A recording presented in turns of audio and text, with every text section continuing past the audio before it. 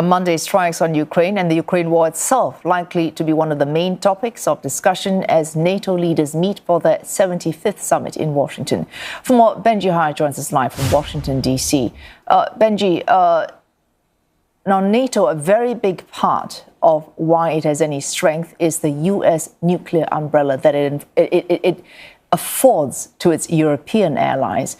And that's why, earlier we mentioned, Washington will be wanting to make it very clear that President Biden can survive as president, and if he has another term, to be a robust and strong part of NATO.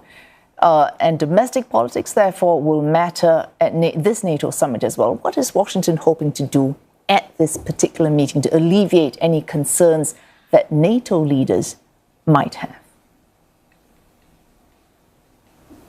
That's absolutely right. I mean, this is a really critical week for NATO, both geopolitically. I mean, we were hearing about the situation just then on the ground in Ukraine, but also in terms of what happens on this side of the Atlantic. And the summit that starts on Tuesday evening in the US, runs through Wednesday and Thursday, is going to be of massive consequence for the White House, for the Biden administration. It could well be a reprieve, a temporary reprieve, following the waves of criticism towards Joe Biden and the calls for him to stand down, or it could very well be his last stand. And I think a lot of it depends on his performance in the coming days. Now, the White House, to alleviate the concerns, have said that the president will be partaking in a solo press conference. That'll happen at the end of a series of meetings and bilaterals that he'll be holding with his foreign counterparts.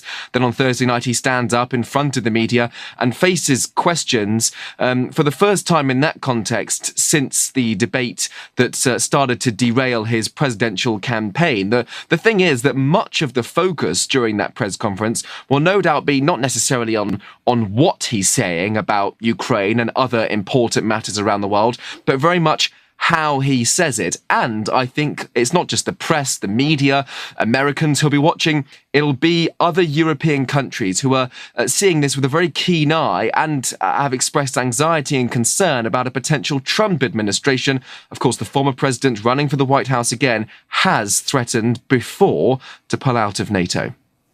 Of course, a particularly anxious time, given what NATO chief Jens Stoltenberg has said. Security is now no longer regional. It is a global issue. It's spreading. And of course, New Zealand, Japan, South Korea and Australia sending its representatives, either leaders or deputies, as observers to this NATO summit. Asian presence, what is the Pacific interest in the NATO alliance? Well, this is a really key point because the NATO alliance stretches from North America to Europe. There are no NATO forces spreading themselves around to other parts of the world. But the very point that Jens Stoltenberg, the NATO chief, has tried to make is that the scenes that we've seen on the front of NATO, in Ukraine, which is yet to be a member, could well be repeated elsewhere. Today's situation in Ukraine may very well be a scene in Taiwan, for example, in a couple of years' time. That is a stark warning that we've seen from the Defence Pact. Now, it has been disclosed in past days that there will be no expanding NATO to the Indo-Pacific, but we're told from officials here that there will be a sharing of intel. There will be cooperation. The Ambassador Michael Carpenter, Senior Director for Europe at the National Security Council here in the United States, he says that Indo-Pacific partners with the United States have a lot of common interests. There is a wide opportunity for achieving better cooperation on a range of issues. Note, though, that, of course, one country in Asia, India, its leader, is currently not in the United States, but in Moscow, having met President Vladimir Putin. And thanks, I reported on that earlier. Now, Benji Hyer reporting live to us there from Washington, D.C.